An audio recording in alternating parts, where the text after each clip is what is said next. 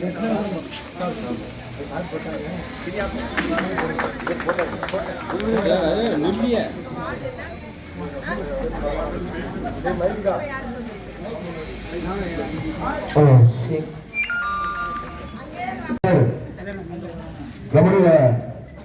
மு.க. ஸ்டாலின் அவர்களுடைய பல்வேறு திட்டங்களை சிறந்த முறையிலே தூத்துக்குடி மாணவருடைய வளர்ச்சிக்காக அல்லும் பகலும் அயராது பாடுபட்டு இன்றைக்கு தூத்துக்குடியில் ஒரு வெற்றி நாயகன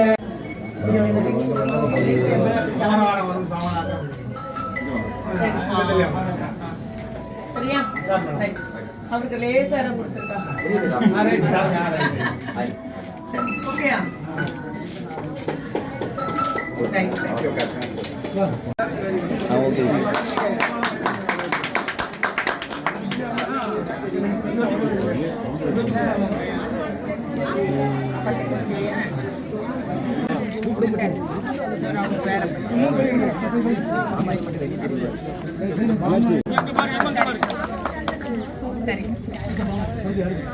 முப்பத்தி 7வது வார்டு ஆகிய வார்டுகளுக்கு உட்பட்ட பகுதி மக்களுக்கான ரேஷன் கடை இன்னைக்கு இந்த பகுதியில திறந்து வைக்கப்பட்டுள்ளது. இந்த திறப்பு விழா நிகழ்ச்சியில் கலந்து கொண்டுள்ள நம்முடைய அண்ணன் பொதுக்குழு உறுப்பினர் அண்ணன் கோட்ராஜ் அண்ணன் அவர்களே மற்றும் மாவட்ட நம்முடைய 2021 ஆண்டிலிருந்து 4.5 ஆண்டு காலமாக நம்முடைய பகுதியில் உள்ள நடைபெறும் திட்டங்களை எல்லாம் அறிவீர்கள். அதிக நிதி ஒதுக்கீடு செய்யப்பட்டுள்ளது. கிட்டத்தட்ட 754 கோடி ரூபாய் நம்முடைய தொகுதிக்கு மட்டுமே நிதி ஒதுக்கீடு செய்யப்பட்டுள்ளது. பல்வேறு வளர்ச்சி பணிகள், சாலை, குடிநீர் வசதிகள், அதுபோல நமக்கு பூங்காக்கள், நகர்நல மையங்கள், ரேஷன் கடைகள் எல்லாமே, பள்ளி கட்டிடம் எல்லாமே கட்டப்பட்டு வருகிறது. நீங்கள் அறிவீர்கள். அது மட்டுமல்லாமல் தமிழ்நாடு இன்னைக்கு இந்தியாவிலேயே முதன்மை மாநிலமாக இருக்கக்கூடிய அளவுக்கு நம்முடைய முதலமைச்சர் நல்லாட்சி புரிந்து வருகிறார்கள். அதுவும் இன்னைக்கு எல்லாத்துக்கும் மகளிருக்கு மகிழ்ச்சியான செய்தி, எல்லார் கணக்குலையும் 5000 ரூபாய் ஏறி இருக்கு மகளிர் உரிமை தொகை.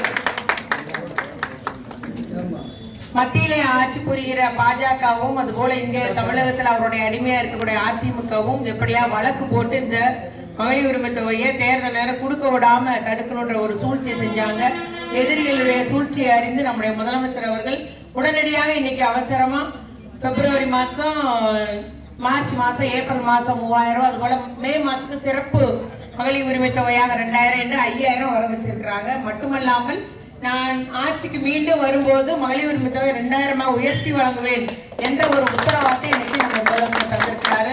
சொன்னதை செய்யக்கூடியவர். முதல்ல மகளிர் உரிமை தொகை கொடுக்கும்போது கொடுக்க முடியாதுன்னு நாங்க எல்லாரும், அது எப்படி கொடுக்க முடியும், கொடுக்க முடியாதுன்னு சொல்லி கேள்வி செஞ்சவங்க எல்லாம் அவங்க முகத்தில் நீ கறி பூசிட்டு நம்முடைய தலைவர் அவர்கள் உயர்த்தி வழங்குவேன்னு சொல்லியிருக்காரு. அதே போல கடந்த மாதிரி ரேஷன் கடையில 3000 ரூபாய் கொடுத்தாரு இல்லையா? கொரோனா நேரத்துல நமக்கு 4000 ரூபாய் கொடுத்தாரு. இவ்வாறு நம்முடைய மக்களுடைய வாழ்வாதாரம் உயரணும் என்று அவர் எடுத்த நடவடிக்கையினால இன்னைக்கு தமிழ்நாடு வளர்ச்சி பெற்றது. கல்வியில, தொழில, பொருளாதார வளர்ச்சி எல்லாத்துலயும் இன்னைக்கு தமிழ்நாடு முதன்மை மாநிலமா இருக்கிறது என்று கூறிக்கொண்டு ரேஷன் கடையில தரமான அரிசி கொடுக்காங்க இல்லையா?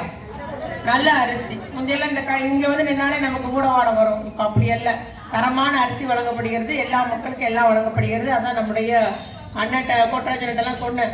65 வயதுக்கு மேற்பட்ட முதியோர் நான் போய் கடையில போய் வரிசை நின்று நான் வாங்க முடியலாமான்னு சொன்னேன்னா உங்க வீட்டுக்கு கொடுக்க ஏற்பாடு பண்ணலாம்.